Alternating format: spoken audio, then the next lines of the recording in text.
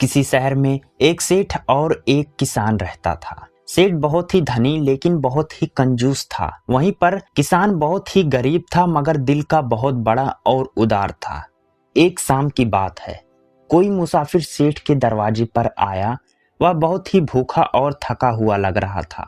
उसे देखते ही सेठ ने गुस्से में कहा, चले जाओ यहाँ से, यहाँ कुछ मिलने की आशा मत रखना। जाओ, जल्दी से दफा हो जाओ। न जाने कहाँ कहाँ से चले आते हैं। मुसाफिर ने विनती करते हुए कहा, सेठ जी, मैं बहुत थका हुआ हूँ, खूब भूखा भी हूँ, कई दिनों से खाना नहीं खाया है, सर्दी का दिन है, मुझे आज रात आप अपने यहाँ पर रहने दीजिए, सुबह होते ही मैं यहाँ से चला जाऊंगा, कृपया दया कीजिए, भगवान आपका भला करेगा। सेठ ने उसकी बात सुनी पर गुस्से में बिलबिलाते हुए कहा, क्या ये धर्मशाला दिखती है तुम्हें? जाओ, यहाँ से चले जाओ, नहीं तो नौकर को बुलाकर तुम्हें बाहर फेंकवा दूंगा। मुसाफिर अपना और ज्यादा अपमान सहन नहीं कर सका और वहां से चला गया। वहां से निकलकर उस गरीब के घर पर जा पहुंचा। किसान ने मुसाफिर को आश्रय दिया और उसे घर में बैठाकर प्रेम से भोजन भी करवाया। इतना ही नहीं, एक कमरे में खाट पर उसके रहने की व्यवस्था भी की। दूसरे दिन मुसाफिर उठकर जाने लगा और जाते जाते उसने अपना दिव्य स्वरूप धारण कर उस किसान से कहा, मैं मुसाफिर बनकर तेरी परीक्षा लेने आया था। मैं तेरी सेवा भक्ति से बहुत प्रसन्न हुआ हूँ। कोई वरदान मांग लो मुझसे, मैं तुम्हारी इच्छा पूरी करूँगा। किसान की आंखों में खुशी के आंसू आ गए। वह भगवान के चरणों में गिर गया और बोला, भगवान, मेरी इच्छा नहीं है, सेवा भक्ति मेरी श्रद्धा बनी रहे, बस यही आशीर्वाद चाहिए। भगवान बोले, तथास्तु। यह कहकर भगवान अदृश्य हो गए। तभी एक अद्भुत घटना घटी। किसान के घर के स्थान पर एक सुंदर हवेली बन गई। जहाँ किसान का पुराना वाड़ा था, वहाँ एक सुंदर बगीचा बन गया। जब सेठ रातों रात बदलाव को देखकर उसको बहुत ही जलन हुई। इस परिवर्तन का कारण जानकर सेठ को बहुत पश्चाताप हुआ। वह तुरंत उस मुसाफिर की खोज में निकल पड़ा। शहर के कुछ दूर पहुंचने के बाद सेठ को एक पेड़ के नीचे वह मुसाफिर दिखाई दिया। सेठ दौड़कर गया और उस मुसाफिर के चरणों में गिर गया और बोला, हे भगवान, हे देव, मैं आपको पहचान नहीं सका, मेरी भूल क्षमा करे।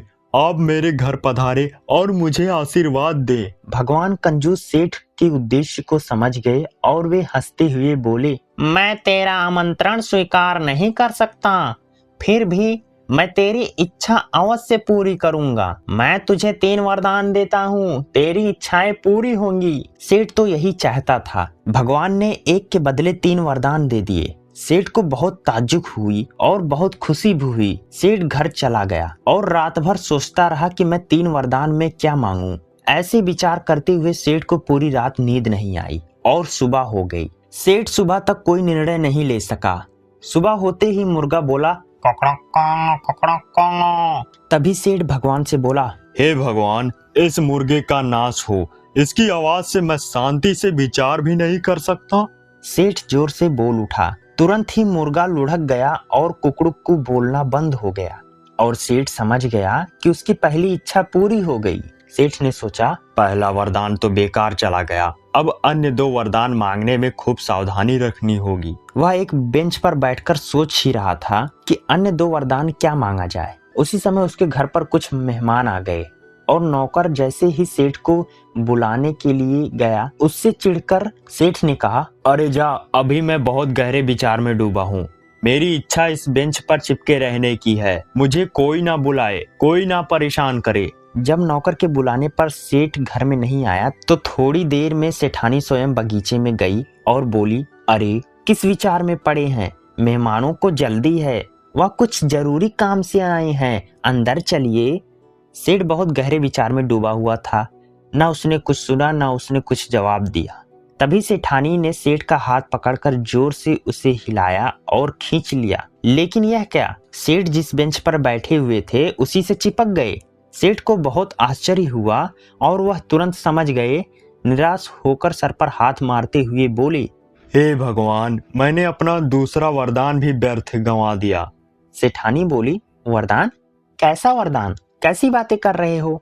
सेठानी ने पूछा। तब सेठ ने सेठानी को पूरी बात समझाई। सेठ की बात सुनकर सेठानी ने सेठ को समझाते हुए कहा, स्वामी, यह तुम्हारे लोभ का परिणाम है।